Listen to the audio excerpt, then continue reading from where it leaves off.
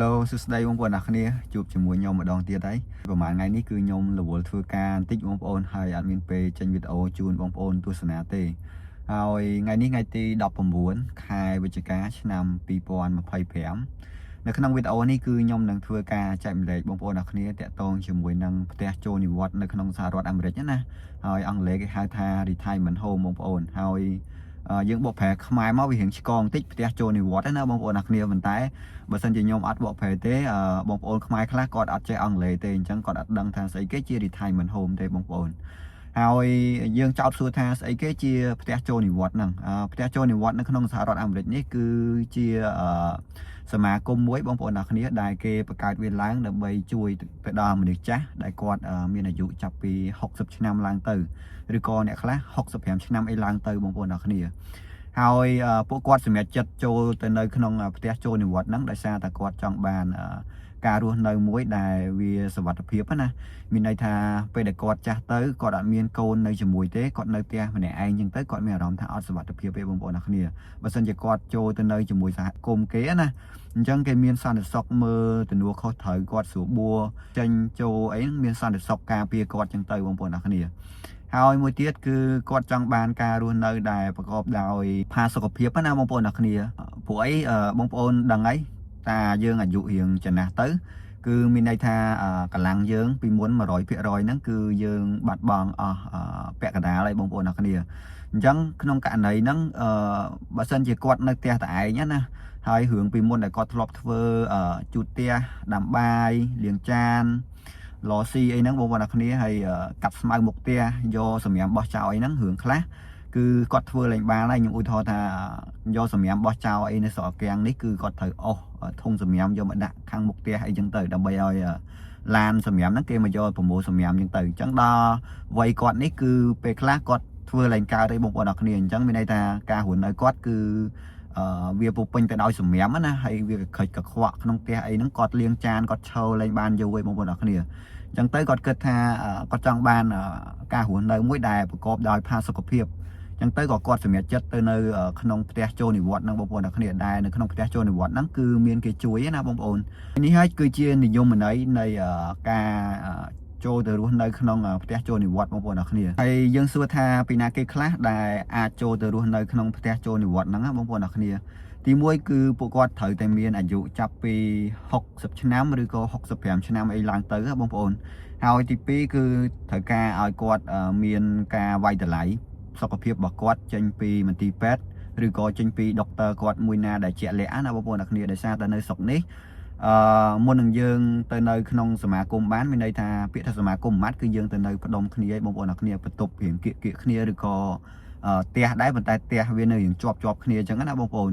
អញ្ចឹងទៅវាបណ្ដុំនៃមនុស្សហើយបើសិនជាគាត់អត់ដឹងថាប្រវត្តិគាត់ហ្នឹងគាត់ធ្លាប់ឈឺអី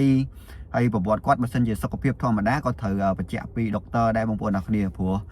ខ្ញុំឧទាហរណ៍ថាគាត់មានបញ្ហាល្វែងគាត់មានជំងឺឆ្លងអីជាដើមណាបងប្អូនអ្នកគ្នាអញ្ចឹងពេលដែលគាត់ចូលទៅក្នុងសមាគមហ្នឹងបើសិនជាគេដឹងថាគាត់ឈឺអីអញ្ចឹងគេអាចការពារមុនបានមុនអញ្ចឹងណាបងប្អូនអ្នកគ្នាព្រោះនៅស្រុកគាំងនេះគេចង់ឲ្យរឿងហ្នឹងវាកើតឡើងហើយបានទៅដោះស្រាយទេបងប្អូនអ្នកគ្នាគេចូលចិត្តការពារវាមុនអញ្ចឹងទៅគេចង់ដឹងប្រវត្តិម្នាក់ហ្នឹងគាត់ធ្លាប់ឈឺអីហើយបើសិនជាគាត់សុខភាពធម្មតាគាត់អាចទៅរស់នៅជាមួយពីណាបានអញ្ចឹងទៅហើយនេះគឺជាចំណុចទី2បងប្អូនអ្នកគ្នាដែលតម្រូវការឲ្យគាត់មុននឹងគាត់ចូលទៅនៅផ្ទះចូលនិវត្តន៍ហ្នឹងហើយចំណុចទី3គឺតាក់ទងជាមួយនឹងបញ្ហាហិរញ្ញវត្ថុបងប្អូនអ្នកគ្នាបញ្ហាហិរញ្ញវត្ថុហ្នឹងដែរគឺគាត់ត្រូវការមានលុយណាបងប្អូនអ្នកគ្នាមានលុយគួរសមព្រោះតិចទៀតខ្ញុំនឹងនិយាយចំណុចបន្ទាប់ទៀតខ្ញុំនឹងនិយាយថាគាត់នឹងត្រូវចំណាយលុយមិនអីមិនចឹងបងប្អូនអ្នកគ្នាហើយយើងដឹងត្រឹមថាគាត់ត្រូវតែមានហិរញ្ញវត្ថុបងប្អូនអ្នកគ្នាដើម្បីចូលទៅរស់នៅក្នុងផ្ទះចូលនិវត្តន៍ហ្នឹងនៅក្នុងសមាគមដែលរស់នៅក្នុងផ្ទះចូលនិវត្តន៍ហ្នឹងគេចែកមនុស្សជា3ប្រភេទបងប្អូនអ្នកគ្នាទី1គឺមនុស្សប្រភេទindependent living ហើយខ្មែរយើងបកប្រែមកថាជាមនុស្សដែលរស់នៅពឹងផ្អែកលើខ្លួនឯងណាបងប្អូនមានន័យថាគាត់មានសុខភាពល្អគាត់អត់មានបាត់ការចងចាំទេហើយគាត់អាចធ្វើអ្វីៗនៅក្នុងផ្ទះរបស់គាត់ហ្នឹងជាធម្មតាដូចជាមនុស្សទូទៅដែរបងប្អូនអ្នកគ្នាគ្រាន់តែអាយុគាត់រៀងជ្រេអញ្ចឹងទៅហើយមនុស្សប្រភេទហ្នឹងគឺចំណាយលុយរៀងតិចទេបងប្អូនអ្នកគ្នាគឺខ្ញុំឆែកមើលជាមធ្យមគាត់អាចចំណាយលុយក្នុងមួយខែណា ខ្ទង់ពី1500ទៅដល់$4000បងប្អូនអរគ្នាពួកអីគាត់ត្រូវជួលទៅលើអ្នកបោសសម្អាតផ្ទះអ្នកលាងចានឬក៏ជួលថ្លៃផ្ទះហ្នឹងបងប្អូនអរគ្នាផ្ទះចូលនិវត្តន៍ហ្នឹងគឺមិនមែន free ណាយើងត្រូវជួលដែរបងប្អូនអរគ្នាអញ្ចឹងទៅក្នុងករណីមនុស្សប្រភេទទី1ដែលគាត់អាចមើលថែខ្លួនឯងបាននេះគឺលុយរៀងតិចជាងគេបងប្អូនអរគ្នាដោយសារតែគាត់អត់ត្រូវចំណាយលុយជ្រើរៀងច្រើនទៅលើការថែទាំខ្លាំងណាបងប្អូនអរគ្នាមានន័យថារឿងខ្លះដូចបោកក្អាវដូចអីចឹងក៏អត់ត្រូវជួលគេទេនៅក្នុងផ្ទះហ៎ជូតផ្ទះជូតអីហ្នឹងជាដើមហ្នឹងគឺគាត់អាចធ្វើខ្លួនឯងបានគាត់អស់តែថ្លៃជួលផ្ទះចូលនិវត្តន៍របស់គាត់ហ្នឹងទេបងប្អូនអរគ្នាឬក៏ថ្លៃសេវាសម្រាមទឹកភ្លើងអ៊ីនធឺណិតអីតែប៉ុណ្្នឹងទេបងប្អូនហើយនេះគឺជាមនុស្សប្រភេទទី1ដែលអង់គ្លេសគេហៅថា independent living សម្រាប់មនុស្សប្រភេទទី2គឺអង់គ្លេសគេដាក់ឈ្មោះថា assisted living ដែលប្រភេទមនុស្សទាំងអស់នេះគឺគាត់រស់នៅពឹងផ្អែកលើអ្នកដទៃណាបងប្អូនអរគ្នាហើយមនុស្សប្រភេទនេះគាត់រៀងធ្ងន់ជាងមនុស្សប្រភេទទី1បន្តិចដែរបងប្អូនអរគ្នាមានន័យថាគាត់ចាប់ផ្ដើមធ្វើអីលែងបានហើយរឿងពីមុនដែលគាត់ធ្លាប់ធ្វើនៅក្នុងផ្ទះគាត់100ចឹងទៅឥឡូវហ្នឹងវានៅសល់តែ40ឬក៏50ពាក់កណ្ដាលអីទេបងប្អូនអរគ្នាដែរតម្រូវការឲ្យមានអ្នកជួយគាត់អ្នកមើលថែគាត់អាចជាបងជាប្អូនឬអាចជាកូនរបស់គាត់ឬក៏អាចជាចៅរបស់គាត់អីចឹងទៅឬក៏អាចជាអ្នកដតីអីចឹងទៅបើសិនជាគាត់ទុកចិត្តគេណាបងប្អូនអរគ្នាហើយគេជួយគាត់ទៅលើសកម្មភាពរាល់ថ្ងៃដូចជាការញ៉ាំថ្នាំបើសិនជាគាត់ឈឺព្រោះខួរក្បាលគាត់ចាប់ផ្ដើមវែងតិចតិចអីគាត់អត់ចាំថាម៉ោងណាដែលគាត់ត្រូវញ៉ាំថ្នាំទេបងប្អូនហើយសកម្មភាពផ្សេងទៀតដូចគាត់ធ្លាប់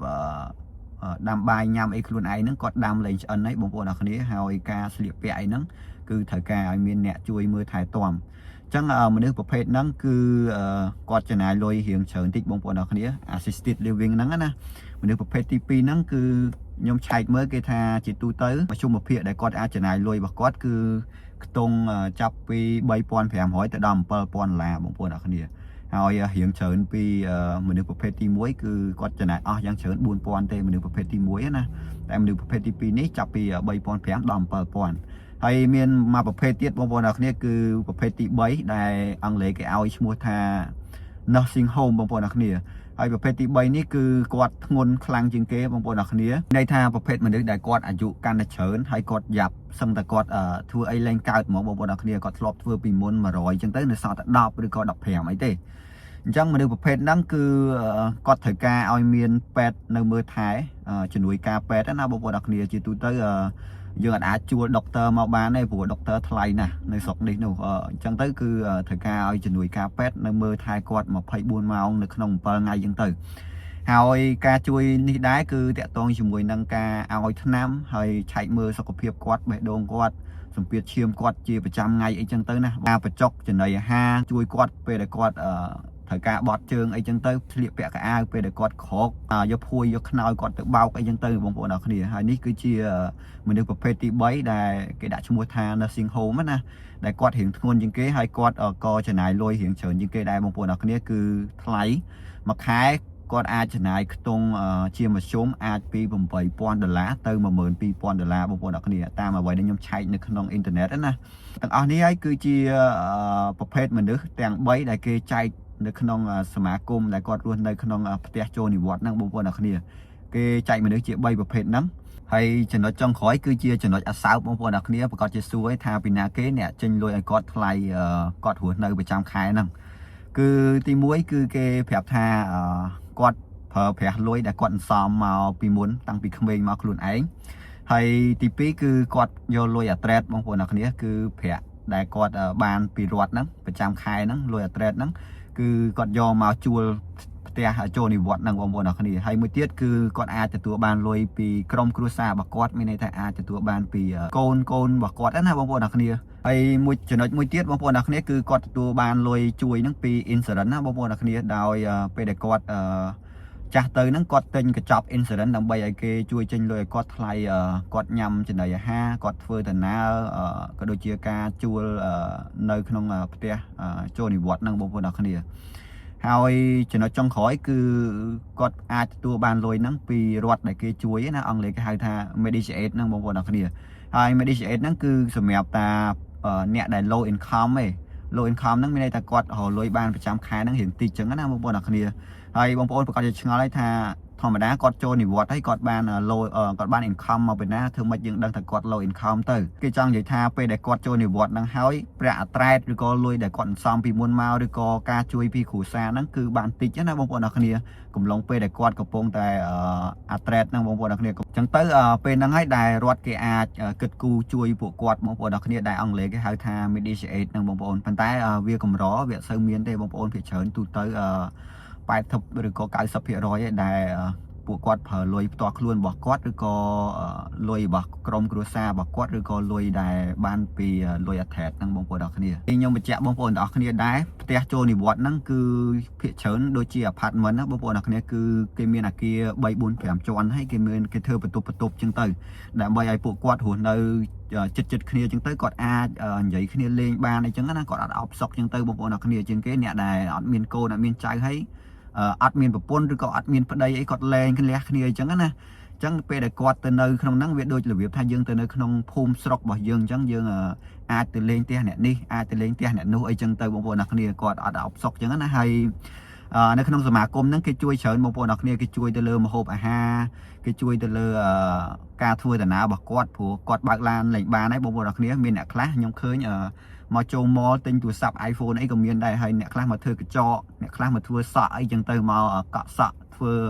ម៉ាស្សាអីចឹងជាដើមទៅបងប្អូនអ្នកគ្នាមួយយ៉ាងដែរសម្រាប់ចាស់នៅក្នុងសហរដ្ឋអាមេរិកនេះណាហើយខ្ញុំសូមបញ្ជាក់បងប្អូនអ្នកគ្នាដែរគឺខ្ញុំមិនមែនជាអ្នកសារព័ត៌មានហើយខ្ញុំក៏មិនមែនជាអ្នកអាជីពធ្វើ YouTuber អីដែរបងប្អូនអ្នកគ្នាខ្ញុំទៅធ្វើការដូចបងប្អូនទាំងអស់គ្នាដែរទេគ្រាន់តែពេលដែលខ្ញុំទៅនេះខ្ញុំឆ្លៀតថតវីដេអូចែកម្លែកទៅកាន់បងប្អូននៅស្រុកខ្មែរណាចឹងទៅខ្ញុំនិយាយទៅប្រកាសជាមានខុសកន្លែងណាមួយបងប្អូនអរគ្នាព្រោះកុំព្យូទ័រមិនវានៅមាន error ចឹងមកមនុស្សចឹងខ្ញុំសង្ឃឹមថាកន្លែងណាដែលខ្ញុំនិយាយខុសបងប្អូនតម្លាក់វាចោលទៅហើយកន្លែងណាដែលល្អបងប្អូនយកវាធ្វើជាចំណេះដឹងទៅបងប្អូនហើយនៅក្នុងវីដេអូនេះគឺខ្ញុំមានតែប៉ុណ្្នឹងទេហើយយើងចាំជួបគ្នានៅវីដេអូក្រោយទៀតអរគុណបងប្អូនអ្នកគ្នាសម្រាប់ការទស្សនាបាយបាយ